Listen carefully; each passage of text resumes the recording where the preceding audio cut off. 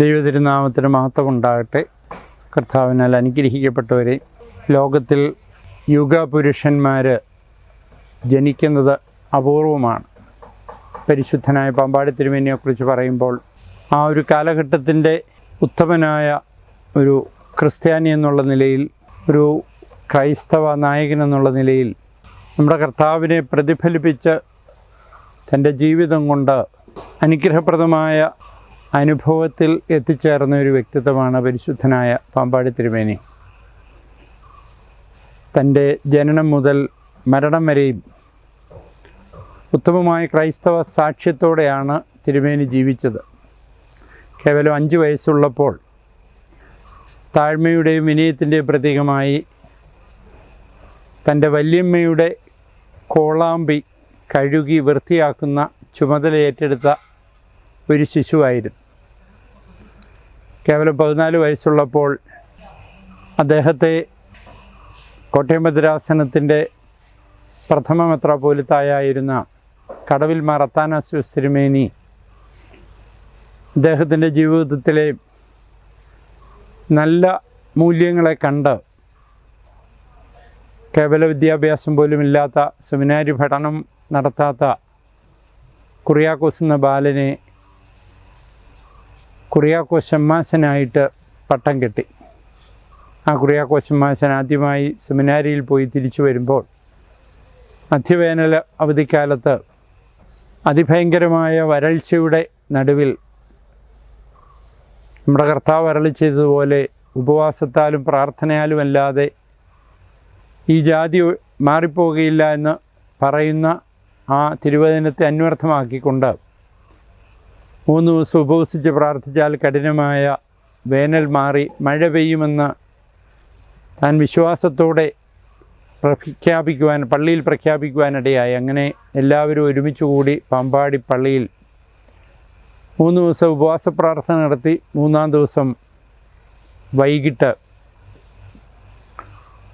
ഏകദേശം 4 മണിയായപ്പോൾ എല്ലാവരും കഞ്ഞി കുടിച്ച് പിരിയുന്ന സമയമായപ്പോൾ അതിഭയങ്കരമായ മഴ പെയ്തതായിട്ട് അദ്ദേഹത്തിൻ്റെ ജീവചരിത്രം സാക്ഷിക്കുന്നുണ്ട്. എന്നാൽ അവിടെയും അതിൻ്റെ യാതൊരുവിധ ക്രെഡിറ്റും എടുക്കാതെ മഴ പെയ്തു എന്ന് കണ്ടപ്പോൾ പെട്ടെന്ന് മഴ പെയ്ച്ച ദൈവത്തിന് നന്ദി പറഞ്ഞുകൊണ്ട് മദ്ബഹായിൽ ത്രോണോസിന് മുൻപിൽ കരഞ്ഞുകൊണ്ട് നിൽക്കുന്ന കുറിയാക്കോസ് ഷമ്മാശനെയാണ് നാം കാണുന്നത്. നമ്മുടെ കർത്താവ് ഇഹലോക വ്യാപാരത്തിൽ എന്തൊക്കെ ചെയ്തുവോ അതൊക്കെ തൻ്റെ ജീവിതത്തിലും താഴ്മയുടെയും വിനയത്തിൻ്റെയും ഭക്തിയുടെയും ദൈവാശ്രയബോധത്തിൻ്റെയും അനുഭവത്തിൽ കാണിച്ചു കൊടുത്ത ഒരു വ്യക്തിത്വമാണ് പരിശുദ്ധനായ പാമ്പാടി തിരുമേനി.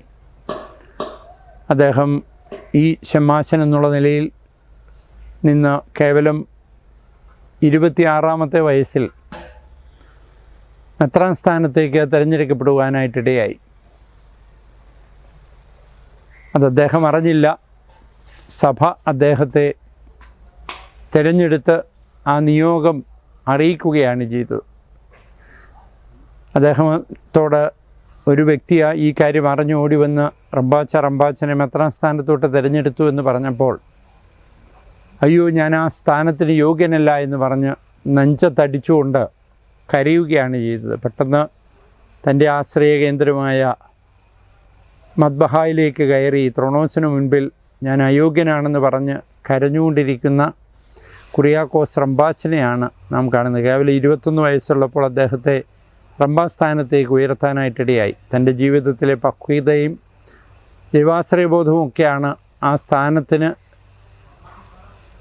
യോഗ്യനാക്കി തീർത്തതെന്ന് നമുക്കറിയാം. എന്നാൽ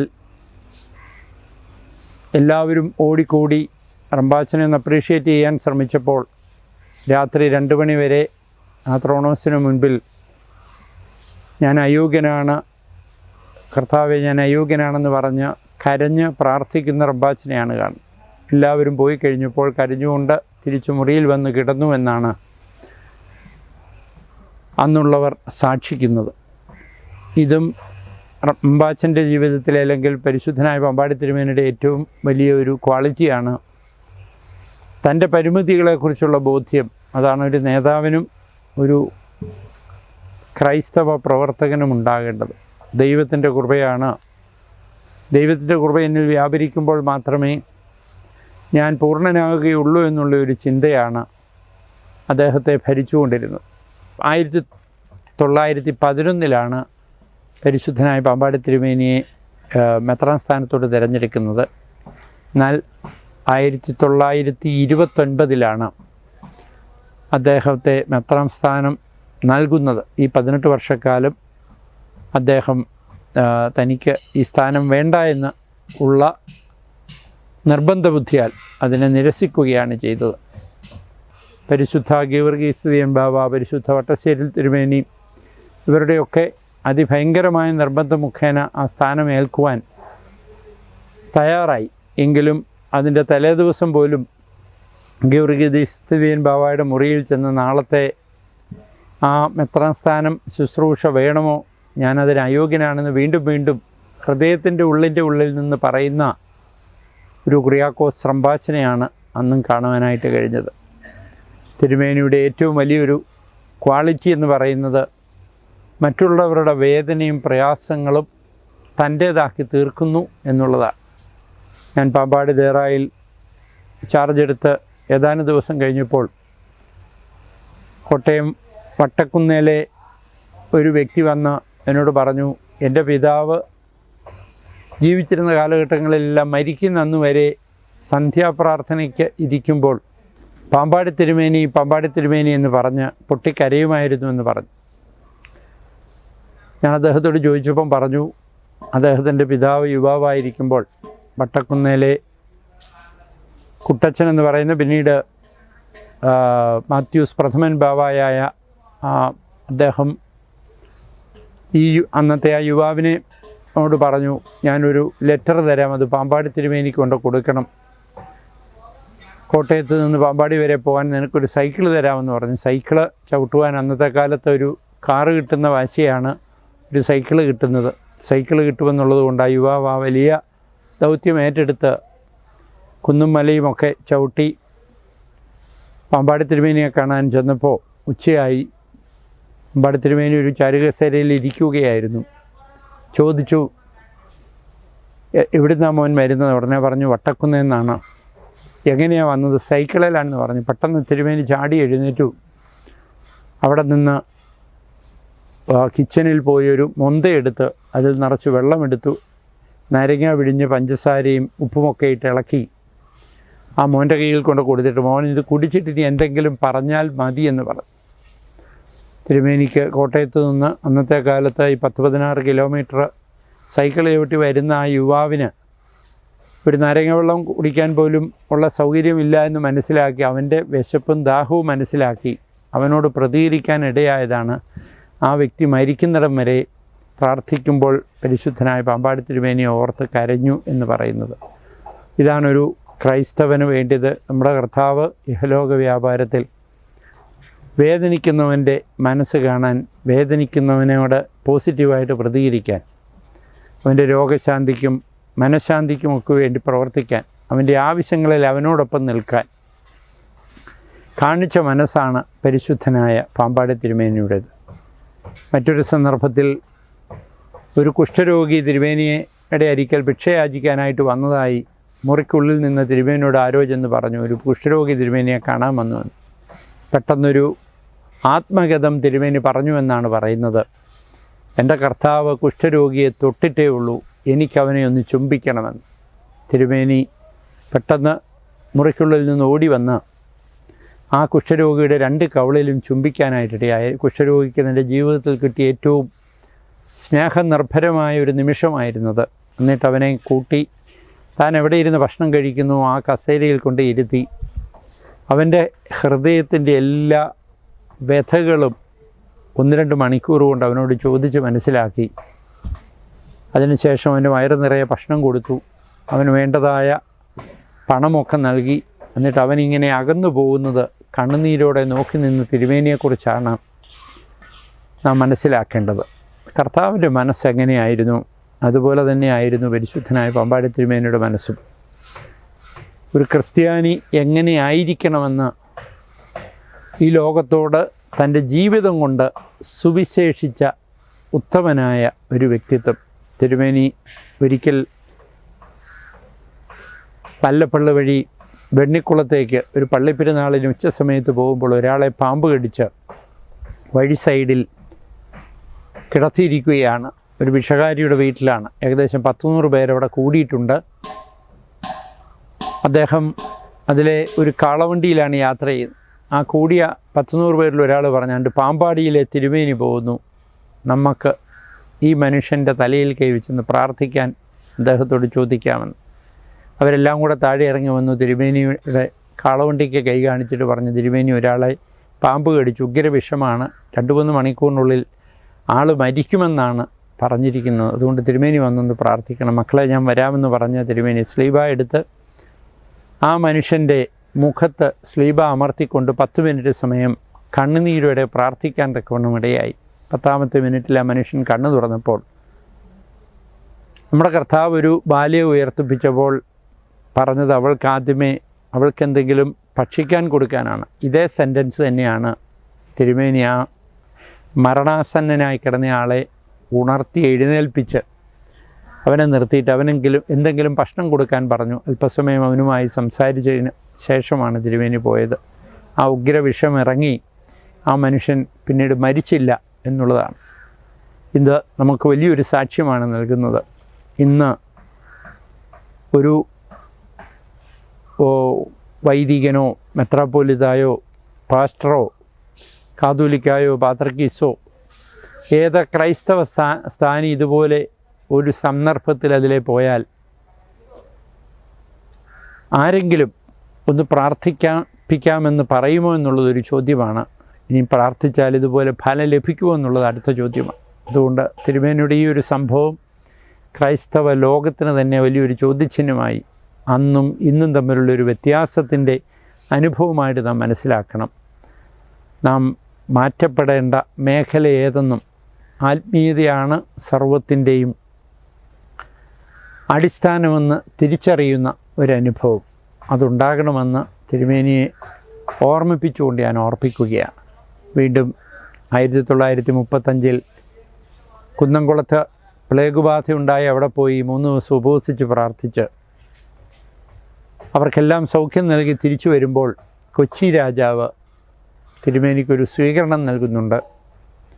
അതിനുശേഷം കൊച്ചി രാജാവ് തിരുമേനിയോട് വലിയ ഉപഹാരങ്ങളൊക്കെ നൽകുന്നുണ്ട്.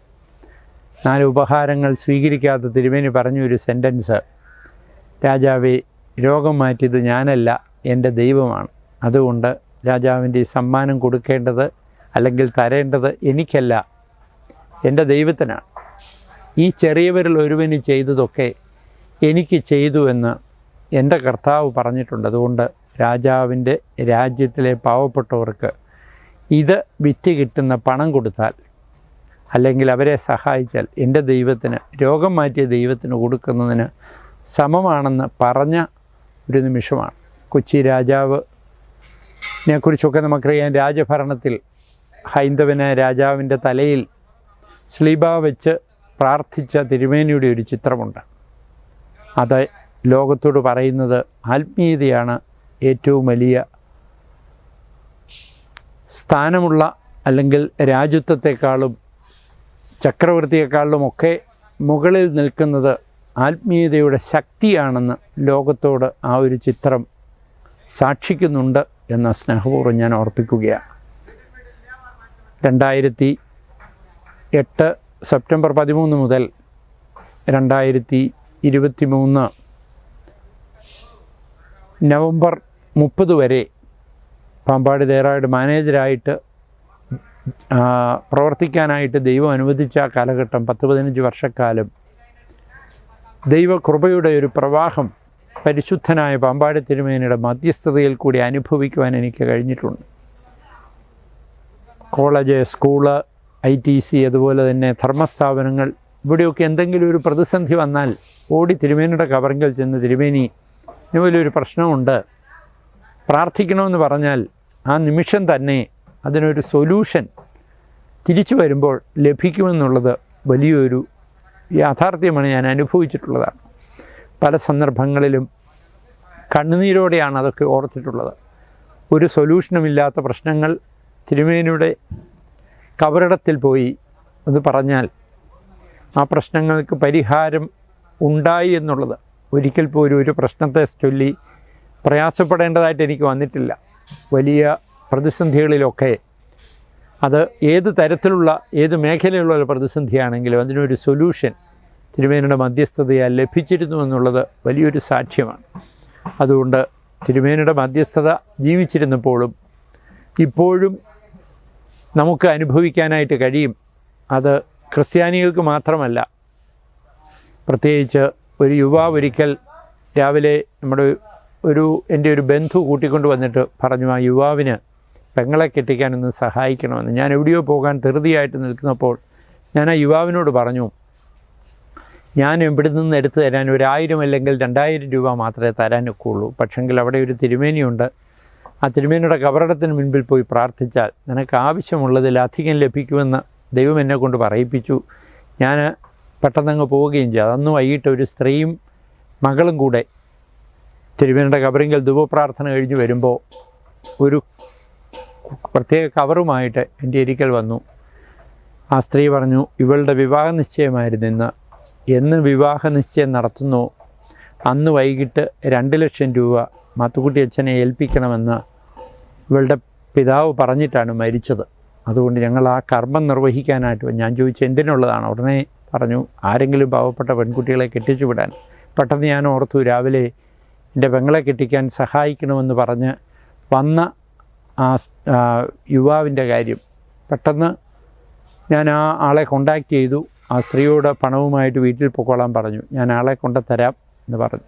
പക്ഷേ ആ യുവാവിനെ പരിചയപ്പെട്ടപ്പോഴാണ് ആ യുവാവ് ഒരു മുസ്ലിം സമുദായത്തിൽപ്പെട്ട ഒരാളാണ്. എനിക്കൊത്തിരി മുസ്ലിം സഹോദരങ്ങൾ കൂട്ടുകാരൊക്കെ ഉണ്ട്, സഹപ്രവർത്തകരുണ്ട്. ഒരു ഭദ്രദീപം കൊളുത്തിയിട്ട് ആ തിരി കൊടുത്താൽ സോറി എന്ന് പറയുന്നവരാണ് അവരൊക്കെ. പക്ഷെങ്കിൽ ആ മുസ്ലിം യുവാവ് വിശ്വാസത്തോടെ തിരുമേനിയുടെ കബറിൻ്റെ മുമ്പിൽ നിന്ന് പ്രാർത്ഥിച്ചപ്പോൾ ഈ 2 ലക്ഷം രൂപ കിട്ടിയല്ലോ എന്ന് പറഞ്ഞത് എനിക്ക് വളരെ സന്തോഷം തോന്നി. ആ യുവാവിനെയുമായിട്ട് ഞാൻ ആ സ്ത്രീയുടെ വീട്ടിൽ ചെന്നു. പോയ വഴിക്ക് ഞാൻ ഈ കാര്യങ്ങളൊക്കെ പറഞ്ഞത്. എൻ്റെ പ്രാർത്ഥന വലുതാണ്, 2 ലക്ഷം രൂപയാണ് കിട്ടിയിരിക്കുന്നത്. പക്ഷേ അവിടെ ചെന്നപ്പോൾ ആ സ്ത്രീ ചോദിച്ചു, മോൻ എത്ര രൂപയാണ് വേണ്ടിയത്? ഉടനെ ആ മുസ്ലിം യുവാവ് പറഞ്ഞു, ഞാനൊരു പാവപ്പെട്ടവനാണ് ആൻറ്റി, അതുകൊണ്ട് എനിക്ക് 30,000 രൂപ മതി. എനിക്ക് ഡവറിയായിട്ട് കൊടുക്കേണ്ട 15,000 ഉള്ളൂ. ബാക്കി 15,000 രൂപ കൊണ്ട് എൻ്റെ പെങ്ങളുടെ വിവാഹവും തീരും.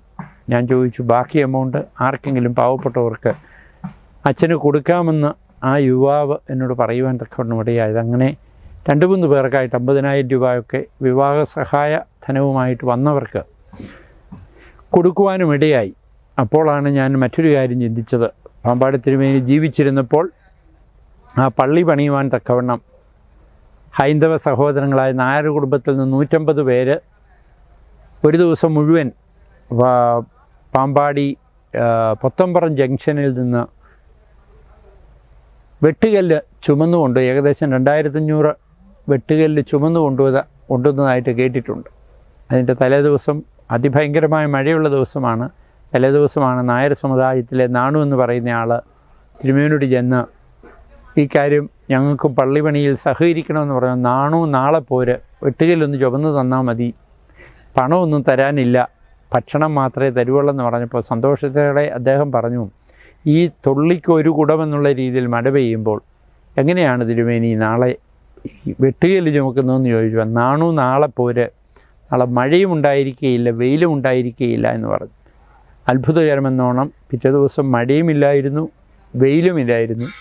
ആ വെയിലിൻ്റെ തണലിൽ ശാന്തമായ അന്തരീക്ഷത്തിലാണ് ആ ഹൈന്ദവ സഹോദരങ്ങൾ പാമ്പാടി ദേറായുടെ പണിക്ക് വേണ്ടിയുള്ള വെട്ടുകല്ല് ചുമക്കുവാൻ തക്കവണ്ണമിടയായി.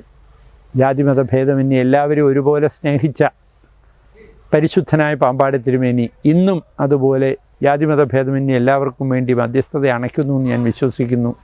പാമ്പാടി ദേറായിൽ പാമ്പാടി തിരുമേനിയുടെ കബറിങ്കൽ വരുന്നതിൽ ഭൂരിപക്ഷം ആൾക്കാരും ഹൈന്ദവരും മറ്റ് മതവിശ്വാസികളും മറ്റ് സഭാവിശ്വാസികളുമാണ്. പ്രത്യേകിച്ച് ചിലരെയൊക്കെ എടുത്തു പറയേണ്ടതായിട്ട് ഞാൻ വിമർശനം വരുമെന്നുള്ളത് കൊണ്ട് ഞാൻ ആരുടെയും പേരെടുത്ത് പറയുന്നില്ല. പല സഭാവിശ്വാസികളും തിരുമേനിയുടെ മധ്യസ്ഥത അത് പ്രൊട്ടസ്റ്റൻ്റ് വിഭാഗത്തിൽപ്പെട്ടവരും മറ്റുള്ള സഭാവിഭാഗങ്ങളിൽപ്പെട്ടവരൊക്കെ തിരുമേനിയുടെ മധ്യസ്ഥതയിൽ അഭയം പ്രാപിക്കുന്നുണ്ട്. അവർക്കെല്ലാം തിരുമേനിയുടെ മധ്യസ്ഥതയാൽ പരിശുദ്ധാത്മാവിൻ്റെ കൃപ ലഭിക്കുന്നുമുണ്ട്. അതുകൊണ്ട് പരിശുദ്ധനായ പാമ്പാടി തിരുമേനി മലങ്കര ഓർത്തഡോക്സ് സഭയ്ക്കും ക്രൈസ്തവ ലോകത്തിനും അഭിമാനിക്കാവുന്ന ഒരു വ്യക്തിത്വമാണ്. ആ ലോകത്തിന് മുഴുവൻ വേണ്ടി മധ്യസ്ഥത അണച്ചുകൊണ്ടിരിക്കുന്ന ഒരു ഉത്തമനായ മധ്യസ്ഥനാണ്. ആ തിരുമേനിയുടെ മധ്യസ്ഥത നമുക്ക് കോട്ടയായിരിക്കട്ടെ. അനുഗ്രഹിക്കപ്പെട്ട തിരുമേനിയുടെ 60-ാം ഓർമ്മ നമുക്കേവർക്കും അനുഗ്രഹത്തിന് കാരണമായി തീരട്ടെ എന്ന് പ്രാർത്ഥിച്ചുകൊണ്ട് വാക്കുകൾ ചുരുക്കുന്നു. ദൈവം അനുഗ്രഹിക്കട്ടെ.